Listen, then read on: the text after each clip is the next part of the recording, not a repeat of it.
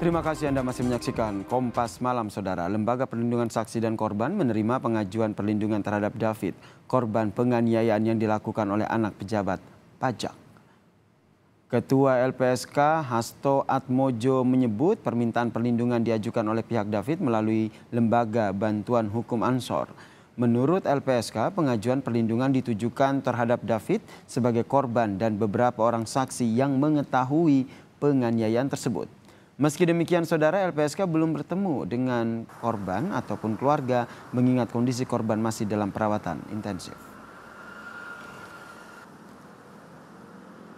Syarat formal maupun syarat material yang harus dipenuhi oleh korban maupun keluarga korban, dan itu bisa diwakili oleh pengacaranya dari LBH Ansor, agar itu segera dikirimkan supaya kami segera bisa memproses, melakukan investigasi dan juga asesmen kira-kira kebutuhannya apa saja ini dari korban saudara David ini.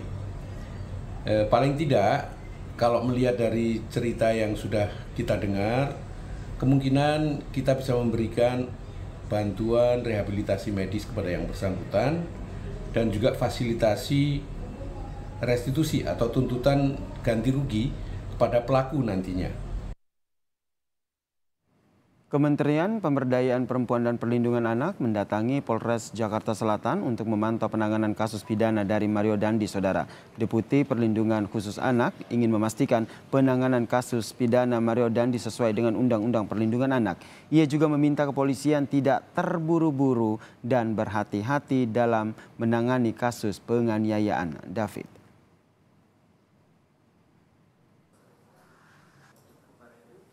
Proses penegakan hukumnya bisa dilaksanakan dengan baik sesuai dengan peraturan perundang-undangan yang berlaku. Lalu kemudian juga karena ini korbannya adalah usia 17 tahun dan itu masuk kategori anak, maka pemenuhan hak korbannya juga bisa dilaksanakan dengan sebaik-baiknya. Oleh karena itu maka dua kepentingan itu harus dipastikan dalam proses ini, dan kita berharap untuk tidak terlalu terburu-buru diproses dengan cermat, jangan sampai misalnya terkait dengan perlindungan anaknya ada yang proses misalnya penanganan bagi anak yang berhadapan dengan hukum dipastikan betul bahwa misalnya dalam pemeriksaan itu kan ada hak-hak di mana misalnya anak